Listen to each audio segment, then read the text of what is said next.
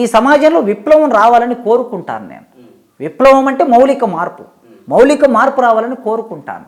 ఆ మార్పు రావడానికి కావలసిన ఆలోచనలు నేను చేస్తూ ఉంటాను. దీనిలో కూడా మావోయిస్ట్ పార్టీలో కానీ లెఫ్ట్ భావజాలం ఉన్న సిపిఐ, సిపిఎం, సిపిఎంఎల్ ఈ పార్టీలో కూడా ఇప్పటి వరకు కూడా మరీ ముఖ్యంగా బయట ఉన్న సిపిఐ కానీ సిపిఎం కానీ అవి ఆవిర్భవించినప్పటి నుంచి ఇప్పటి వరకు కూడా దాని నాయకత్వం మొత్తం అగ్రవర్ణాల చేతుల్లోనే కనిపిస్తూ ఉన్నది. ఈ లెఫ్ట్ భావజాలం కోరుకొని ఈ సమసమాజం నిర్మాణం కోసం పనిచేస్తున్నామంటే చెప్తూ ఈ కింది వర్గాల కోసమే మా జీవితాలు అంకితం అని చెప్తున్న వాళ్ళు ఎందుకు ఈ కింది వర్గాలకు నాయకత్వాన్ని అప్పచెప్పలేకపోతున్నారు? ఎందుకు ఈ నాయకత్వం మార్పు జరగట్లేదు? ఏళ్ల తరబడి నా చిన్నప్పటి నుంచి చూస్తున్నాను, నా చిన్నప్పటి నుంచి వింటున్నాను, అదే నాయకత్వం, అవే పేర్లు. ఎందుకని ఈ మార్పు రావట్లేదు? ఆ పార్టీలలో ఈ సంస్కరణలు ఎందుకు తేవట్లేదు? అయితే సహజంగా కమ్యూనిస్టు పార్టీకి ఒక నిర్మాణ పద్ధతి ఉంటుంది. సమాజంలో అన్ని వర్గాలకి ఆ నిర్మాణంలో భాగస్వామ్యం ఉండాలని కోరుకోవటంలో తప్పు లేదు, కోరుకోవాలి. ఒక్క కమ్యూనిస్టు పార్టీలే కాదు, బూర్జవ పార్టీలుగా ఉన్నటువంటి పార్లమెంటరీ పార్టీలలో కూడా కింది వర్గాలకి అవకాశం రాదు. వాటి విడిచిపెట్టండి, ఎందుకంటే వాటికి విరుద్ధంగా వాటికి వ్యతిరేకంగానే పుట్టిన పార్టీలు ఇవి. సామాన్య ప్రజలను అందరం ఎక్కించాలని, సామాన్యుల జీవితాలలో వెలుగులు నింపాలని, ఈ డబ్బుకు, కులానికి, ధనానికి, మతానికి వ్యతిరేకంగా పోరాటం చేస్తున్నటువంటి పార్టీలు. వీటికి చాలా భిన్నత్వం ఉంది. అలా కోరుకునే పార్టీలలో కూడా లేదు కదా ఈ మార్పు అంటున్నాను. బయట పనిచేసే పార్లమెంటరీ కమ్యూనిస్టు పార్టీలు ఉంటాయి, విప్లవ కమ్యూనిస్టు పార్టీలు ఉంటాయి. కమ్యూనిస్టు పార్టీలు రెండు రకాలు: సాయుధ పోరాటం చేసే కమ్యూనిస్టు పార్టీలు, పార్లమెంట్లో పాల్గొనే కమ్యూనిస్టు పార్టీలు. ఈ రెండు పార్టీలకు సంబంధించి మొదటి కాలం అంటే 1925లో కమ్యూనిస్టు పార్టీ ఏర్పడింది ఇండియాలో. సరిగ్గా 100 ఇయర్స్ రాబోతుంది. 1925లో కమ్యూనిస్టు పార్టీ ఏర్పడితే ఆ మొదటి జనరేషన్ అంతా 1925లో ఎవరు చదువుకున్నారు? పై కులాల వాళ్ళే చదువుకున్నారు. బ్రాహ్మణులు, బనియా, రెడ్లు, కాపులు, కమ్మలు వీళ్ళు చదువుకున్నారు.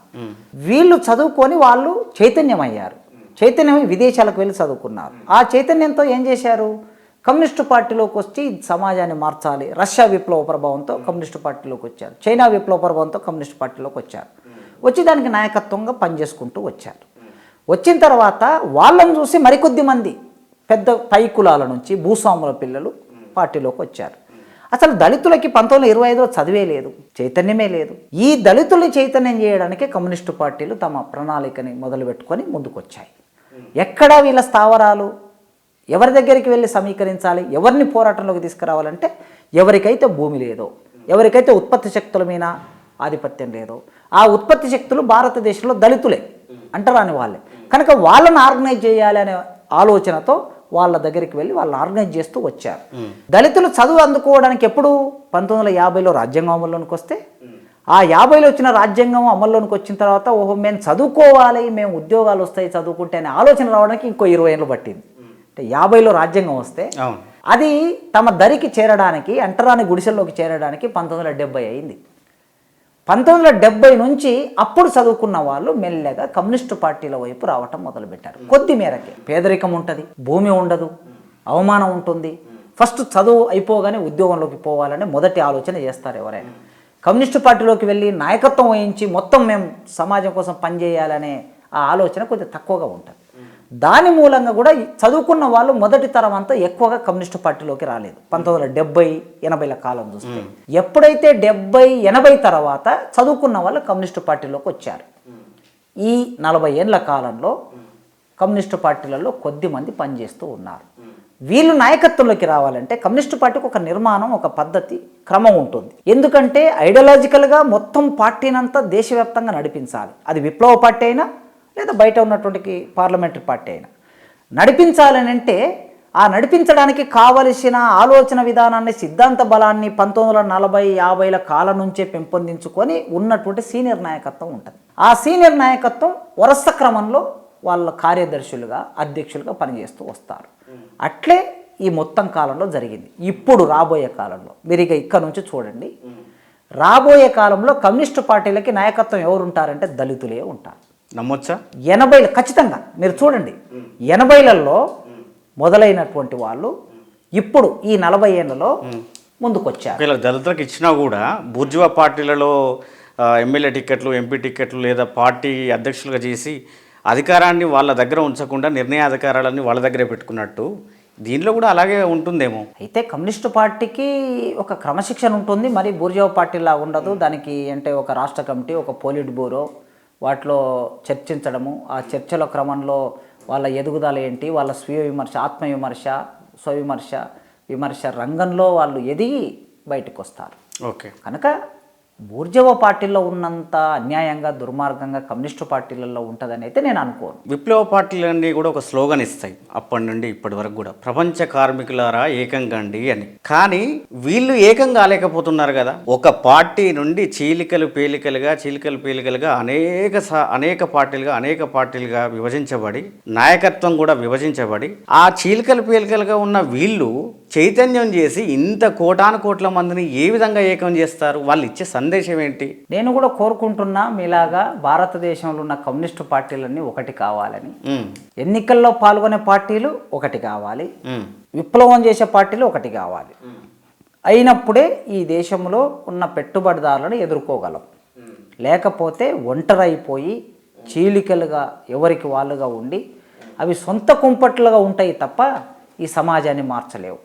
ప్రజలు అడుగుతున్నారు, ఒకప్పటికన్నా ఇప్పుడు ఎక్కువ అడుగుతున్నారు, మీరెందుకు ఏకం కావట్లేదు? మీరందరూ కూడా సమాజం రావాలని కోరుకుంటున్నారు, మీరందరూ విప్లవం రావాలని కోరుకుంటున్నారు. మరి మీ అందరి ఎజెండా ఒకటైనప్పుడు మీరందరూ ఒకటెందుకు కావట్లేదు అనే ప్రశ్న వేస్తున్నారు. అదే ప్రజలు కూడా అనుకుంటున్నారు, బూర్జువా పార్టీలలాగా వీళ్ళలో కూడా వ్యక్తిగత స్వార్థాలు ఇమిడి ఉన్నాయి, అందుకని చెప్పేసి ఎవరి సొంత కుంపటి వాళ్ళు పెట్టుకుంటున్నారు అనేది. ఇప్పుడు ప్రజల నుంచి ఏదైనా సరే ఒక సందర్భం రావాలి. ఎప్పుడైనా ఇప్పుడు 2004లో చర్చలు వచ్చాయి విప్లవ పార్టీకి, ప్రభుత్వానికి. ఆ చర్చలు వచ్చిన తర్వాత చర్చల్లో భాగంగా ఆనాడు కలిసిన పార్టీలన్నీ కలిసి మావోయిస్టు పార్టీకి ఏర్పడ్డాయి. ఒక 2-3 సెంటర్స్ కలిసి, పార్టీలు కలిసి మావోయిస్టు పార్టీకి ఏర్పడ్డాయి. ఎప్పుడైనా ప్రజలే అనివార్యంగా ఒకటి అయ్యేటట్టు ఒత్తిడి పెడతారు. కమ్యూనిస్టుల మీద అయినా సరే ప్రజలే ఎప్పటి నుంచో అడుగుతున్నారు. అయితే ఒక సిచ్యువేషన్ రావాలి. ఎప్పుడైనా మనం ఎన్ని మాట్లాడుకున్నా మీరన్నట్లు అన్ని పార్టీలలో వాళ్ళ సమస్యలు వాళ్ళకు ఉన్నాయి. అభిప్రాయం బలంగా ఉంది. అవి వ్యక్తిగత సమస్యలు కావచ్చు, నిర్మాణపరమైన సమస్యలు కావచ్చు. ఈ సమస్యలన్నీ పరిష్కారం కావాలంటే సమాజం నుంచి ఒత్తిడి వచ్చి ఎప్పుడో ఒక పరిష్కారం అవుతుంది. దానికోసం మనం అందరం ఆలోచిద్దాం. ఈ మధ్యలో చాలా బర్నింగ్ టాపిక్గా హార్డ్గా 2 తెలుగు రాష్ట్రాలలో రాజకీయాలను కుదిపేస్తున్నటువంటి ఒక అంశం, అది ఎస్సీ వర్గీకరణ. ఎస్సీ వర్గీకరణ వాస్తవంగా చెప్పండి, చాలా సందర్భాల్లో మీరు చెప్పారు, కానీ ఎస్సీ వర్గీకరణ ఎందుకు అవసరము, అసలు జరగాల్సిన అవసరం ఉందా?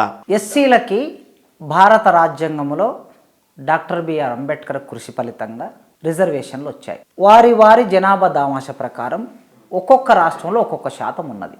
ఒక చోట 15% ఉంది, ఒక చోట 17% ఉంది, ఒక చోట 20% ఉన్నది, ఒక చోట 23% ఉన్నది, ఒక చోట 7% ఉన్నది. అంటే భారతదేశంలో ఉన్న అన్ని రాష్ట్రాల్లో ఒక్కొక్క రాష్ట్రంలో ఒక్కొక్క శాతం ఉంది. మన తెలుగు రాష్ట్రాల్లోకి వద్దాం. మనం తెలంగాణ, ఆంధ్రప్రదేశ్ ఈ 2 రాష్ట్రాల్లో 15% రిజర్వేషన్ ఉంది ఎస్సీలకి. ఈ 15% రిజర్వేషన్ను ఎప్పటి నుంచి అమలు అవుతుంది అంటే 1950 నుంచి అమలు అవుతుంది. 1950 నుంచి అమలు అవుతున్నది. మొదలు 13% ఉండేది, తర్వాత 14% అయింది, తర్వాత 15% అయింది.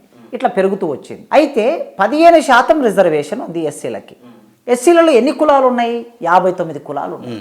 మాల, మాదిగ, బైండ్ల, బ్యాగరి, దాసర్లు, మాలదాసర్లు, మాస్టి, మాదిగ మాస్టి, డక్కలి, బుడగజంగం, ఇట్లా చెప్పుకుంటూ పోతే 57 కులాలు ఉన్నాయి. ఈ 57 కులాలు నిర్మాణ పరంగా ఉన్నాయి.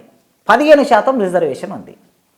ఈ 15% రిజర్వేషన్ను ఈ 75 సంవత్సరాల కాలంలో 2 కులాలే ఉపయోగించుకున్నాయి. ఏమిటా కులాలు? మాదిగ కులం, మాల కులం. మాలలు ముందు చదువుకున్నారు కనుక ఇందులో మాలలను తప్పొట్టడానికి కూడా ఏం లేదు. మాలలు మొట్టమొదలు క్రైస్తవ మిషనరీలు వచ్చాయి ఆంధ్ర ప్రాంతానికి. ప్రాంతానికి బ్రిటిష్ వాడు వచ్చిన కాలంలోనే క్రైస్తవ మిషనరీలు వచ్చేసరికి వాళ్ళు వెళ్ళి క్రైస్తవ మిషనరీలో చదువుకున్నారు. మాలలు చదువుకున్నటువంటి వాళ్ళు వెంటనే ఎక్కడికి వెళ్తారు? ఉద్యోగాల్లోకి వెళ్తారు.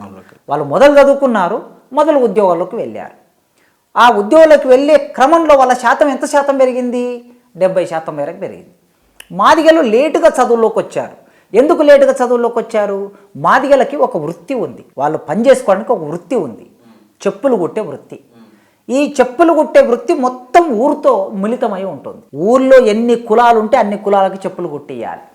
గౌండ్లకి చెప్పులు కుట్టిస్తే కళ్ళు పోస్తారు గౌండ్లోళ్ళు, కుంభరోళ్ళకి చెప్పులు కుట్టిస్తే కుండలు ఇస్తారు, మంగళోళ్ళకి చెప్పులు కుట్టిస్తే వాళ్ళు మంగళతనం చేస్తారు, రెడ్డిళ్ళకి చెప్పులు కుట్టిస్తే వ్యవసాయ పంట పండిన తర్వాత పంట పెడతారు. అట్లా ఊరిలో ఉన్న అన్ని కులాలకి మాదిగతనం చేయాల్సి ఉండేది, చెప్పులు కుట్టిస్తూ ఉండేవాళ్ళు. అందుకోసం వీళ్ళ జీవితం ఏంటంటే తోలు పరిశ్రమ నుంచి ముడిపడి ఉంది. తోలే వీళ్ళ జీవితంలో భాగమైంది. చచ్చిన పశువు తోలు ఒలిచి, అంటే మాదిగ ఈ సమాజానికి ఎంత సేవ చేసారో అర్థం కావాల్సిన అవసరం ఉంది.